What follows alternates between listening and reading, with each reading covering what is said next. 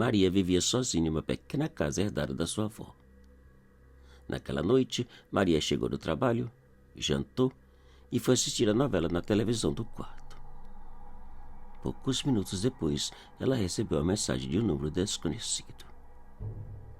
Boa noite. Está cansada? Maria leu a mensagem e, como não conhecia o número, pensou ter sido uma mensagem errada e deixou para lá. Porém, poucos minutos depois, ela recebeu uma outra mensagem. Não quis responder.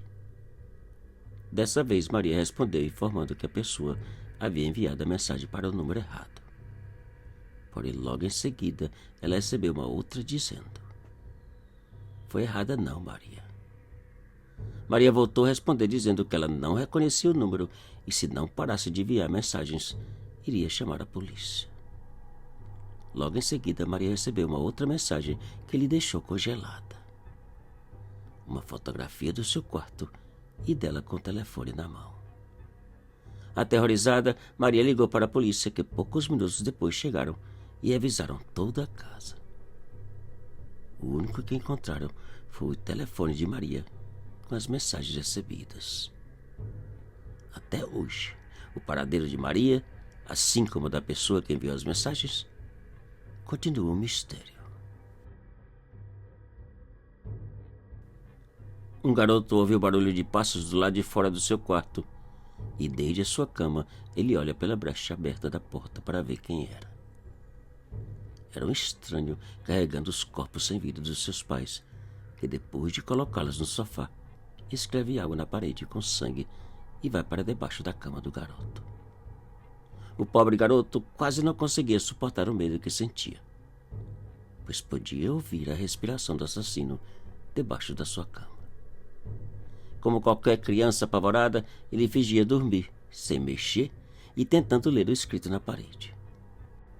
Os minutos passaram e, pouco a pouco, as lágrimas foram secando, a visão ajustando, e ele finalmente pôde ler o que o assassino havia escrito. Quando acordar, será a tua vez.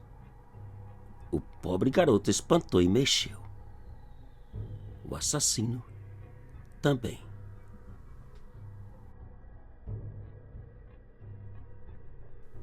Meg estava atrasada de novo e xingava baixinho enquanto parava no estacionamento da escola, examinando a fila de crianças esperando para serem levadas.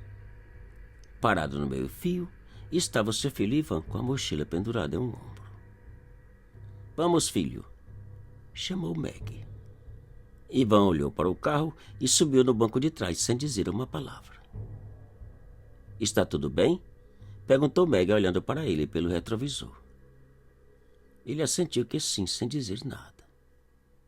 Apesar de achar estranho, pois Ivan normalmente entrava no carro conversando que nem um papagaio, Meg não deu muita importância, pensando que talvez ele tivesse tido um dia difícil. Enquanto dirigia, Meg tentou puxar assunto, mas ele não respondia. Apenas olhava pela janela calado e com o rosto inexpressivo. Ao chegar em casa e Meg estacionar o carro na garagem, seu telefone toca e ela atende. Era da escola. Senhora Meg, eu só quero avisar que Ivan ainda está aqui no escritório esperando para ser levado. Meg amarelou, tremeu e, com o coração quase saltando do peito, virou bem devagar para o banco traseiro. O garoto lhe olhava sorrindo, não como uma criança, mas como algo usando o rosto do seu filho Ivan.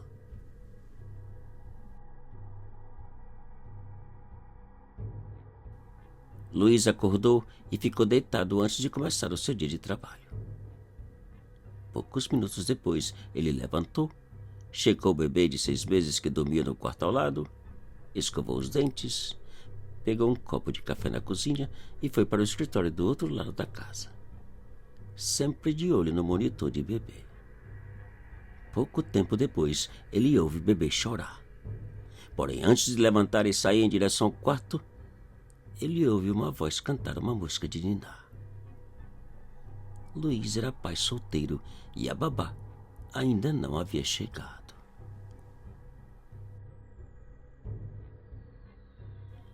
O rapaz foi visitar a namorada e poucos minutos depois de entrar em seu quarto, começou a pedir que fossem comprar um sorvete. A namorada disse que não queria, que estava com preguiça e achava melhor ele ir sozinho. O rapaz não desistiu. Continuou insistindo até que a namorada resolveu lhe fazer companhia. No momento que saíram da casa, o rapaz ligou para a polícia, informando que debaixo da cama da sua namorada estava um mascarado com uma faca na mão.